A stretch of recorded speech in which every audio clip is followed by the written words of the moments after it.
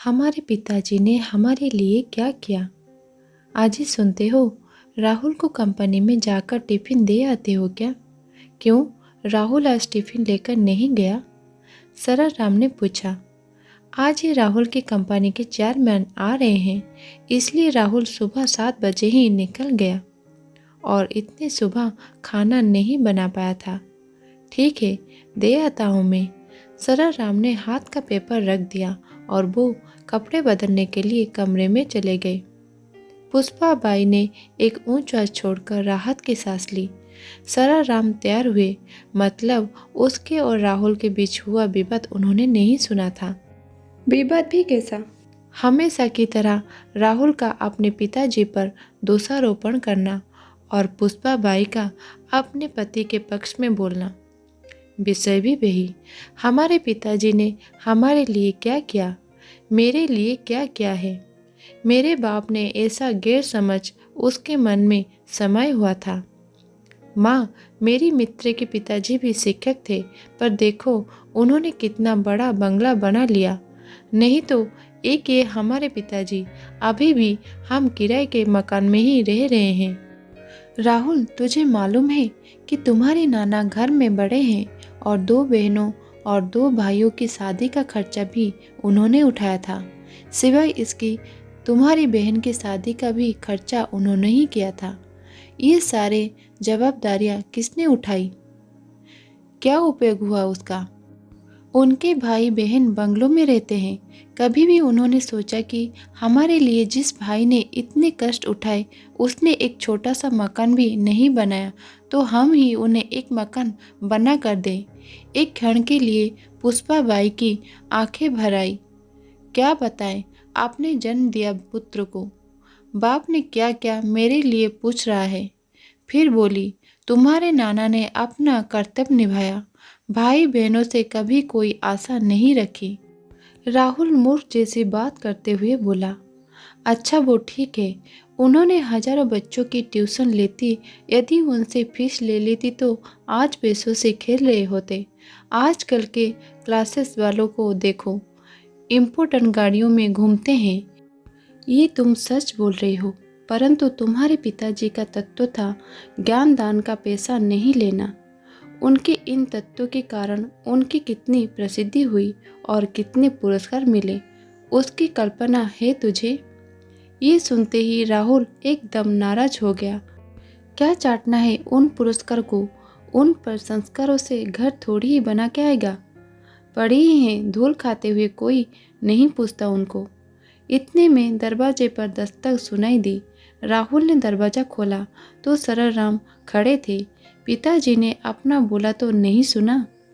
इस डर से राहुल का चेहरा उतर गया, परंतु सरल राम बिना कुछ बोले अंदर चले गए और विवाद वहीं खत्म हो गया। ये था पुष्पा बाई और राहुल का कल का झगड़ा, पर आज सरल राम ने टिफिन साइकिल को अटकाया और तपती धूप में औद्योगिक क्षेत्र के राहुल की कंपनी के लिए निकल पड़े। 7 किलोमीटर दूर कंपनी तक पहुंचते पहुंचते उनका दम फूल गया था। कंपनी के गेट पर सिक्योरिटी गार्ड ने उन्हें रोक दिया। राहुल पाटिल साहब का टिफिन देना है, अंदर जाऊं क्या? अभी नहीं देते आएगा, गार्ड बोला। चेयरमैन साहब आए हुए हैं, उनके साथ मीटिंग चल रही है, किसी भी क्षण वो मीटिंग खत्म करा सकते हैं। तुम बाजू में ही रहो, चेयरमैन साहब को आपका चेहरा दिखना नहीं चाहिए। सरल राम थोड़ी दूरी पर धूप में ही खड़े रहे। आसपास कहीं भी छांव नहीं थी। थोड़ी देर बोलते बोलते 1 घंटा निकल गया। पाँव में दर्द उठने लगा था, इसलिए सरल राम वहीं एक दाव पत्थर पर बैठने लगे। तभी गेट की आवाज आई। शायद मीटिंग खत्म हो गई होगी। चेयरमैन साहब के पीछे पीछे अधिकारी और उनके साथ राहुल भी बाहर आया। उसने अपने पिताजी को वहां खड़े देखा तो मन ही मन नाराज हो गया। चेयरमैन साहब कार का दरवाजा खोलकर बैठने ही वाले थे तो उनकी नज़र सरल राम की ओर उठी। कार में ना बैठते हुए वो वैसे ही बाहर खड़े रहे। वो सामने कौन खड़ा है? उन्होंने सिक्योरिटी गार्ड से पूछा। आपने राहुल सर के पिताजी हैं, उनके लिए खाने का टिफिन लेकर आए हैं। गार्ड ने कम कपाती आवाज में बोला। हाँ, बुलाइए उनको। जो नहीं होना था वही हुआ। राहुल। कितने से पसीने की धाराएं बहने लगी। क्रोध और डर से उसका दिमाग सुन्न हुआ। जान पड़ने लगा। गार्ड के आवाज़ देने पर सरलराम पास आए। चेयरमैन साहब आगे बढ़े और उनके समीप गए। आप पाटिल सर हैं ना? डीएम हाई स्कूल में शिक्षक थे। हाँ, आप कैसे पहचानते हो? मुझे कुछ समझने के पहले ही चेयरमैन साहब ने सरलराम के चरण छुए। सभी अधिकारी और राहुल दृश्य देखकर अचंभित रह गए। सर, मैं सतीश अग्रवाल, आपका विद्यार्थी। आप मुझे घर पर पढ़ाने आते थे। हाँ हाँ, याद आया। बाप रे, बहुत बड़े व्यक्ति बन गए आप तो। चेयरमैन हंस दिए, फिर बोले, सर आप यहाँ धूप में क्या कर रहे हैं? आइए अंदर चलते हैं, बहुत बातें करनी है आपसे। सिक्योरिटी गार्ड, तुमने इन्हें अंदर क्यों नहीं बिठाया? गार्ड ने शर्म से सिर नीचे झुका लिया। वो देखकर सरलराम ये बोले, उनकी कोई गलती नहीं है, आपकी मीटिंग चल रही थी। आपको तकलीफ ना हो इसलिए मैं ही बाहर रुक गया। Okay okay. चेयरमैन साहब ने सरलराम का हाथ अपने हाथ में लिया और उनको अपने आलीशान चैम्बर में ले गए। बैठिए सर, अपनी कुर्सी की ओर इंगित करते हुए बोले। नहीं नहीं, वो कुर्सी तो आपकी है। सरलराम शक पकड़ते हुए बोले। सर, आपके कारण ही तो वो कुर्सी मुझे मिली है, तब पहला हक आपका ही है। चेयरमैन साहब ने ज़बरदस्ती से उन्हें अपनी कुर्सी पर बिठाया। आपको मालूम नहीं होगा। पावर सर, जनरल मैनेजर की ओर देखते हुए बोले।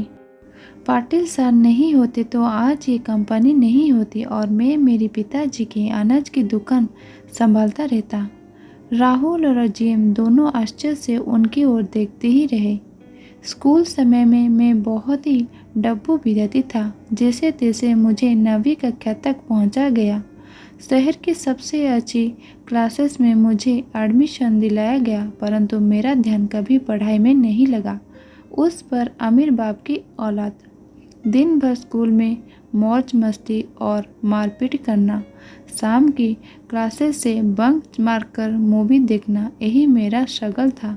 माँ को वो सहन नहीं होता।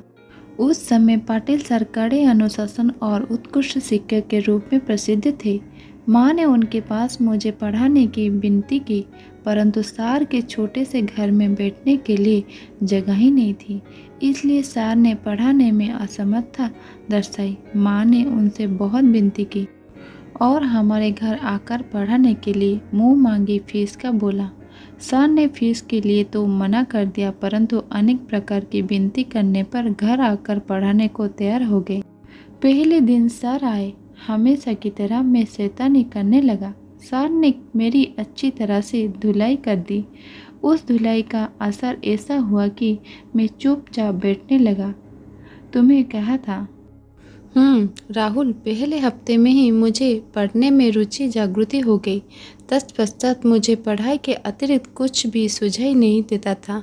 सर इतना अच्छा पढ़ाते थे। अंग्रेजी, गणित, विज्ञान जैसे विषय जो मुझे कठिन लगते थे वो अब सरल लगने लगे थे।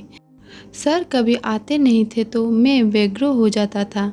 9वीं कक्षा में मैं दूसरे नंबर पर आया। माँ पिताजी को खूब खुशी हुई। मैं तो जैसे हवा में उड़ने लगा था। 10वीं में मैंने सारे क्लास छोड़ दी और फिर पाटिल सर से ही पढ़ने लगा था। और 10वीं में मैं मेरिट में आकर मैंने सबको चौंका दिया था। मैं गुडनेस सर, फिर भी आपने सर को फीस नहीं दी? जनरल मैनेजर ने पूछा। मेरी माँ पिताजी के साथ मैं सर के घर पे लेकर गया। पिताजी ने सर को 1 लाख रुपए का चेक दिया। सर ने वो नहीं लिया। उस समय सर क्या बोले मुझे आज भी याद है। सर बोले, मैंने कुछ भी नहीं किया, आपका लड़का ही बुद्धिमान है। मैंने सिर्फ उसे रास्ता बताया और मैं ज्ञान नहीं बेचता, मैं वो दान देता हूँ। बाद में मैं सर के मार्गदर्शन में ही 12वीं में पूर्ण मेरिट में आया। बाद में वही करके अमेरिका जाकर एमए किया और अपने शहर में ही ये कंपनी शुरू की। एक पत्थर को तरस कर सर ने ही राह बना दिया, और मैं ही नहीं, सर ने तो ऐसे अनेक असंख्य हीरे बनाए हैं। सर, आपको कोटि कोटि प्रणाम। चेयरमैन साहब ने अपने आंखों में आए आंसू रुमाल से पोंछे। परंतु ये बात तो अद्भुत ही है कि बाहर शिक्षा का और ज्ञान दान का बाजार भरा पड़ा होकर भी सर ने 1 रुपया भी ना लेते हुए हजारों विद्यार्थी को पढ़ाया। ना केवल पढ़ाई पर उनमें पढ़ने की रुचि भी जगाई। वाह सर, मान गई आपको और आपके आदर्श को। सर राम की ओर देखकर जेएम ने कहा, अरे सर, ये व्यक्ति तत्वनिष्ठ है, पैसा और मान सम्मान के भूखे भी नहीं है। विद्यार्थी का भला हो, ये एकमात्र उद्देश्य था। चेयरमैन बोले, मेरे पिताजी भी उन्हीं में से एक समय भूखे रह लेंगे, पर अनाज में मिलावट करके बेचेंगे नहीं। ये उनके तत्व थे। जिंदगी भर उसका पालन किया, ईमानदारी से व्यापार किया। उसका फायदा आज मेरे भाइयों को हो रहा है। बहुत देर तक कोई कुछ भी नहीं बोला। फिर चेयरमैन ने सर राम से पूछा, सर, आपने मकान बदला लिया या उसी मकान में ही रहते हैं? उसी पुराने मकान में रहते हैं सर। सर राम के बदले में राहुल ने ही उत्तर दिया। उस उत्तर में पिताजी के प्रति छिपी नाराजगी तत्व पर चेयरमैन साहब की समझ में आ गई। तय रहा, फिर सर, आज मैं आपको गुरु दक्षिणा दे रहा हूँ। इसी शहर में मैंने कुछ फ्लैट्स ले रखे हैं, उसमें से एक 3 BHK का मकान आपके नाम कर रहा हूँ क्या? सर राम और राहुल दोनों आश्चर्यचकित रूप से बोले, नहीं नहीं, इतनी बड़ी गुरु दक्षिणा नहीं चाहिए मुझे। सर राम आग्रहपूर्वक बोले। चेयरमैन साहब ने सर राम के हाथ को अपने हाथ में लिया और कहा, सर प्लीज़ ना मत करिए और मुझे माफ़ करें। काम की अधिकता में आपकी गुरु दक्षिणा देने में पहले ही बहुत देरी हो चुकी है। फिर राहुल की ओर देखते हुए उन्होंने पूछ लिया, राहुल, तुम्हारी शादी हो गई क्या? नहीं सर, जम गई है, और जब तक रहने को अच्छा घर नहीं मिल जाता तब तक शादी नहीं हो सकती। ऐसी शर्त मेरी ससुर जी ने रखी होने से अभी तक शादी की डेट फिक्स नहीं की। तो फिर बुक नहीं किया।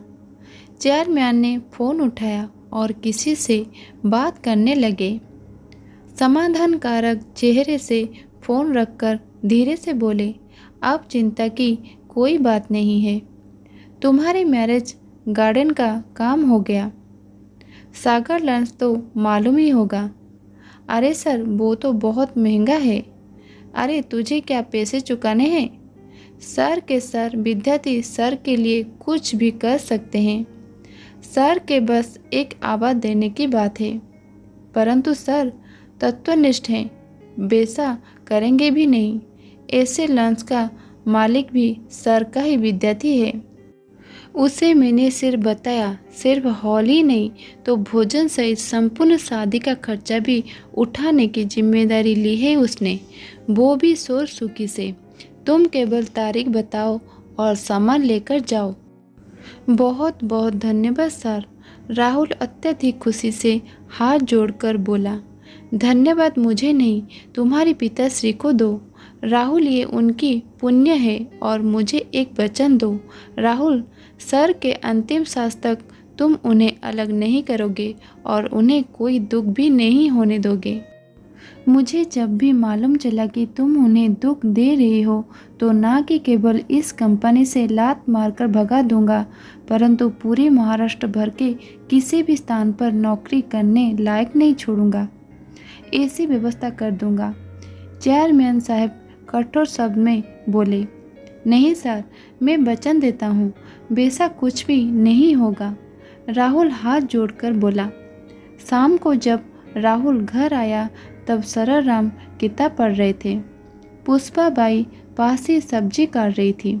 राहुल ने बैग रखी और सर राम के पाँव पकड़कर बोला, पापा, मुझसे गलती हो गई।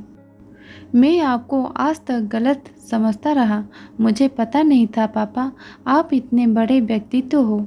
सरल राम ने उसे उठाकर अपने सीने से लगा लिया।